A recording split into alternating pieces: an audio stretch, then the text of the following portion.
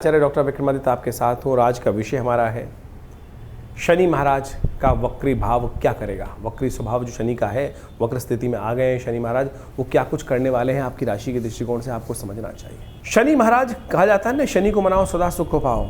और कुंभ राशि वालों के लिए इस वक्त शनि का दौर बड़ा विचित्र चल रहा है। 7.5 के अंतिम दौर में हैं आप और हर कोई ये सोचता है कि जल्दी जल्दी ये समय कट जाए, लेकिन शनि महाराज जिस स्पीड से चलते हैं वो कई बार दिल को बहुत दुखा देते हैं। शनि महाराज मार्च के अंतिम भाग में चलना शुरू हुए थे अगली राशि में जाकर, शनि के अंतिम 7.5 के अंतिम टाइम पर, और बड़ी मुश्किल से राम राम करते हुए जुलाई में जाकर 7.5 अंश तक यानी 1/4 भाग पार कर लिया था उन्होंने। लेकिन अब देखिए वापस अपनी दौड़ को वापस पहुंचा रहे हैं जीरो पर ही। यहाँ से इन 4 महीनों में यानी जो 14 जुलाई से लेकर 28 नवंबर तक फिर वो वापस गति को करने वाले हैं, 0 अंश तक पहुंच जाएंगे।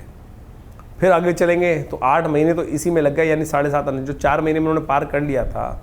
तो यही शनि का जो प्रभाव है आपकी राशि के दृष्टिकोण 7.5 का अंतिम दौर, ये फ्रस्ट्रेशन देने वाला है। कहते हैं शनि महाराज जाते हुए बहुत कुछ देके जाते हैं, लेकिन अभी तो 2 साल यहीं बैठने वाले हैं। और ये जो वक्री दौर शनि का हुआ है आपकी राशि के दृष्टिकोण से कई मामलों में आपको सावधानी से ध्यान रखना चाहिए। सेहत के मामले में सबसे पहला काम, सेहत के मामले में, धन के मामले में, किसी चीज़ में विडंबना में ऐसे ना फंसा दें जाते जाते शनि आपको, खास तौर पर कि जो ना निगले जाए ना उगले जाए। कोई कॉन्ट्रैक्ट साइन कर रहे हो, कोई कुछ बड़ा काम कर रहे हो, कोई चीज़ बंधन में ना आ रहे हो, किसी से कमिटमेंट कर रहे हो, तो ऐसे में 3-4 महीने उस चीज़ को हमें बड़ी सावधानी के साथ रोक कर ही करने का प्रयास करना चाहिए।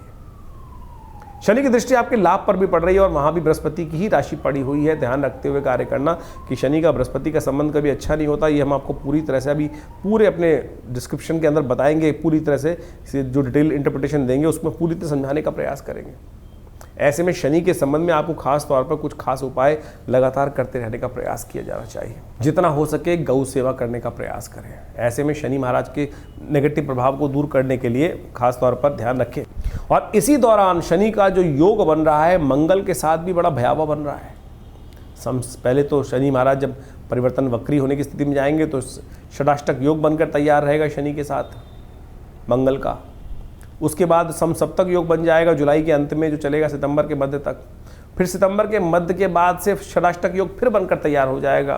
तो ऐसे में लगातार द्वंद्वात्मक स्थिति चलती रहेगी और संसार के दृष्टिकोण से ये समय कहीं ना कहीं क्लैश, नए विरोधाभासी स्थिति उत्पन्न करने की योग बना सकता है। लगता होगा संसार को कि भाई झगड़े खत्म हो रहे हैं, लड़ाई बंद हो गई, नहीं, फिर दोबारा वही विस्फोटक स्थिति अंदर खाने बहुत भयावह स्थिति में चलेगी।